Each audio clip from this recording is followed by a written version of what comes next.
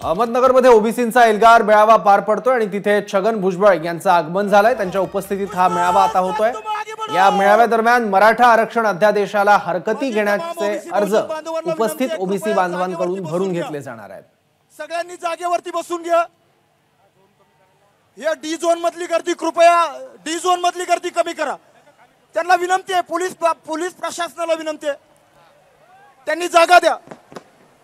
सगळ्यांनी बसून घ्या। गँगवे रिकामा करा, गँगवे रिकामा करा। कृपया सगळ्यांना विनंती, गँगवे रिकामा करा।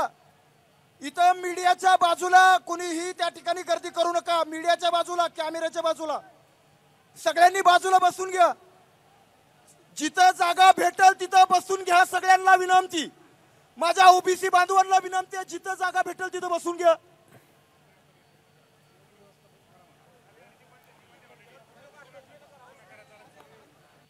तर अहमदनगरमध्ये ओबीसींचा मेळावा होतोय आणि त्याला छगन भुजबळ आता उपस्थित आहेत आणि याचा आढावा घेतला आमचे प्रतिनिधी सुनील भोंगळनी। अहमदनगरच्या क्लेरा ब्रूस मैदानावरती थोड्याच वेळामध्ये ओबीसींचा महाएल्गार मेळाव्याची सुरुवात होणार आहे आणि या ठिकाणी जर आपण बघितलं तर मराठा आरक्षण अध्यादेशाला हरकती घेणारे फॉर्म जे आहेत तर ते अशा पद्धतीनं या मेळाव्यासाठी आलेल्या ओबीसी बांधवांकडनं भरून घेतले जात आहेत। आपण जर बघितलं तर यासाठी वेगळी व्यवस्था जी आहे तर ती या महाएल्गार मेळाव्याच्या ठिकाणी अगदी मुख्य प्रवेशद्वाराच्या ठिकाणी करण्यात आलेली आहे। आपण या ठिकाणी बोलणार आहोत, किती नेमके अर्ज आहेत, काय नेमके आपले कशा पद्धतीने हे नियोजन करण्यात आलं? पण साधारणतः 1 लाख कुटुंबाचे याच्यामध्ये हरकती घेतलेल्या आहेत।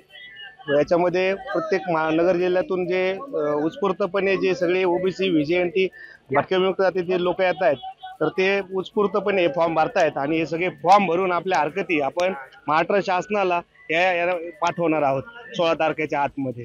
एकंदरीतच जर आपण बघितलं तर जवळपास 350 व्हॉलेंटियर जे आहेत तर ते त्यांच्या माध्यमातून अशा पद्धतीनं हे हरकतीचे फॉर्म जे आहेत तर ते भरून घेतले जात आहे। कॅमेरा पर्सन प्रसाद सह सुनील भोंगळ, एबीपी माझा, अहमदनगर। तर मेळाव्यामध्ये आता ओबीसी बांधवांची प्रचंड गर्दी आहे आणि त्याची ही ड्रोन दृश्य आहे। आता छगन भुजबळ आपल्या भाषणात नेमकं काय बोलतात, कोणावर टीका करतात, जरांगेंचा कुठला उल्लेख करतात का, ओबीसी बांधवांना कुठलं नवं आवाहन करतात का, हे सुद्धा बघावं लागेल। एक छोटासा ब्रेक या दृश्यांसह घेऊयात। पाहत राहा एबीपी माझा। एबीपी माझा, उघडा डोळे बघा नीट।